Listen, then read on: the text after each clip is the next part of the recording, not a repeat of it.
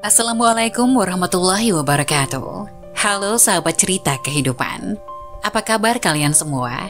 Syukur alhamdulillah kita bisa berjumpa lagi di channel ini.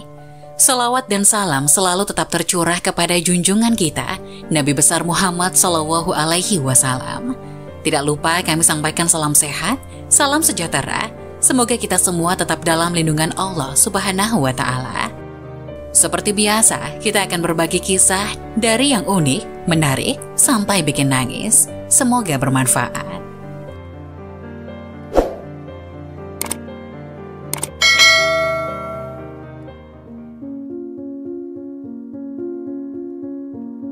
Wajib tahu, membaca surat Al-Ikhlas dalam sholat subuh ternyata tidak dianjurkan. Berikut penjelasannya. Siapa yang menyangka jika membaca surat Al-Ikhlas dalam melaksanakan sholat subuh ternyata tidak dianjurkan? Mungkin ada yang tidak menyangka jika membaca surat Al-Ikhlas ternyata tidak dianjurkan, atau bahkan baru mengetahuinya. Hal tersebut tentunya ada alasannya. Untuk mengetahui alasan mengapa membaca surat Al-Ikhlas tidak dianjurkan, ada baiknya jika Anda menyimak dan memahami artikel ini hingga akhir. Seperti diketahui bahwa sholat subuh memiliki nilai ibadah yang tinggi dalam syariat Islam. Bahkan Rasulullah Shallallahu Alaihi Wasallam mendoakan langsung umatnya yang menunaikan sholat subuh. Sholat subuh pun disaksikan oleh malaikat, akan tetapi ada bacaan surat pendek yaitu surat Al-Ikhlas yang tidak dianjurkan untuk dibaca. Lantas apa alasannya surat Al-Ikhlas tidak dianjurkan dibaca dalam sholat subuh? Berikut penjelasannya mengenai alasan surat Al-Ikhlas tidak dianjurkan untuk dibaca dalam sholat subuh. Keutamaan menunaikan sholat subuh. Sholat subuh dilaksanakan jelang terbitnya fajar, waktu di mana orang-orang dalam keadaan tertidur lelap. Betapa banyak kaum muslimin yang lalai dalam mengerjakan sholat subuh. Mereka lebih memilih melanjutkan tidurnya daripada bangun untuk melaksanakan sholat.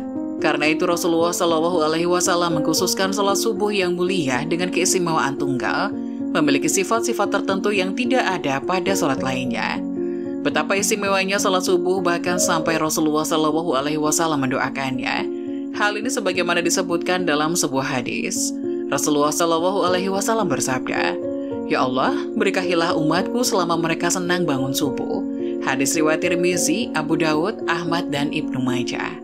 Apabila Rasulullah Shallallahu Alaihi Wasallam yang berdoa, maka tidak ada perantara secara jasadiah di antara Rasulullah Shallallahu Alaihi Wasallam dengan Allah.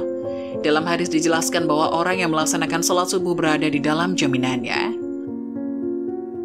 Rasulullah Shallallahu Alaihi Wasallam bersabda, "Siapa yang menunaikan sholat subuh, maka ia berada dalam jaminan Allah Subhanahu wa Ta'ala. Maka jangan kamu mencari jaminan Allah Subhanahu wa Ta'ala dengan sesuatu selain dari sholat, yang pada saat kamu mendapatkannya, justru kamu tergelincir ke dalam api neraka." Hadis riwayat Muslim. Apabila Allah Subhanahu wa Ta'ala yang memberikan jaminan, mungkin akan manusia sulit untuk menjangkau dan menebak di antara janjinya. Dan bagi hambanya yang taat menunaikan ibadah salat subuh, maka kelak di surga akan melihat Allah Subhanahu wa Ta'ala. Apabila seseorang mengerjakan salat subuh, niscaya ia akan dapat banyak keutamaan di dalamnya. Salah satunya yang telah disebutkan, ternyata orang yang menunaikan salat subuh akan disaksikan langsung oleh malaikat. Benarkah malaikat menyaksikan kita ketika salat subuh? Salat subuh merupakan satu di antara salat wajib 5 waktu yang mempunyai keistimewaan khusus di dalamnya. Allah Subhanahu wa Ta'ala telah menyiapkan pahala yang luar biasa bagi mereka yang membiasakan sholat subuh tepat pada waktunya. Pahalanya bahkan sebanding dengan sholat semalam suntuk. Jadi pahala ini sebagaimana Rasulullah Shallallahu Alaihi Wasallam bersabda, "Barang siapa yang sholat subuh berjamaah, maka seakan-akan dia telah melaksanakan sholat semalam suntuk." Hadis riwayat Bukhari. Rasulullah bersabda, "Berilah kabar gembira bagi orang-orang yang berjalan di kegelapan menuju masjid untuk mengerjakan sholat subuh dengan cahaya yang terang benderang pertolongan pada hari kiamat." Hadis riwayat Abu Daud, Tirmizi, dan Ibnu Majah. Lantas apa alasan surat pendek termasuk surat Al-Ikhlas yang tidak dianjurkan dibaca ketika sholat subuh? Begitu utama dan istimewanya sholat subuh, sehingga ada bacaan surat tertentu yang tidak dianjurkan dibaca. Dalam Al-Quran surat Al-Isra ayat 78 menjelaskan bahwa malaikat menyaksikan langsung orang-orang yang menunaikan ibadah sholat subuh. Dari tafsir ayat tersebut, para ulama menyimpulkan bahwa pada salat subuh setelah bacaan Al-Fatihah, disunahkan membaca Al-Quran panjang, baik surat atau ayat. Itulah yang dimaksud dengan minus sunan al-mursalin tul al-kiro'ah, di mana tradisi nabi-nabi terdahulu yang kemudian dilanjutkan oleh Rasulullah SAW, para sahabat, tabi'in, dan as-salaf, as-sohih membaca ayat-ayat atau surat panjang ketika menjadi imam sholat subuh. Maka dari itu, seorang imam sholat subuh setelah membaca Al-Fatihah janganlah membaca surat pendek, apalagi super pendek seperti Al-Ikhlas, Al-Falak, dan An-Nas. Ini bukan masalah sah dan tidak sahnya, melainkan masalah untung dan rugi. Mereka rasa sudah pasti sah tapi rugi karena disaksikan banyak malaikat. Maka tentu sangat disayangkan sekali jika hanya ayat pendek yang dibaca. Apabila semakin banyak huruf-huruf Al-Quran yang dibaca dalam melaksanakan salat subuh, maka malaikat akan menambah catatan amal kebaikan kita untuk disampaikan Allah Subhanahu wa Ta'ala melalui malaikat. Rasulullah SAW juga seringkali menunjukkan contoh-contoh bacaan sholat subuh yang menandakan syarat akan makna tertentu.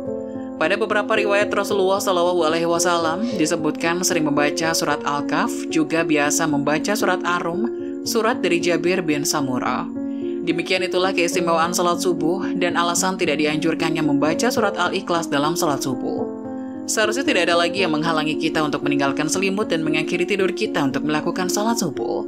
Bukankah menunaikan ibadah salat subuh ini menjadi bagian yang begitu besar dibanding dunia dan seisinya? Semoga penjelasan tadi dapat memberikan hikmah dan manfaat untuk penonton semuanya. Jangan lupa like, subscribe channel ini agar tidak ketinggalan video-video bermanfaat selanjutnya. Sekian dari kami, terima kasih. Wassalamualaikum warahmatullahi wabarakatuh.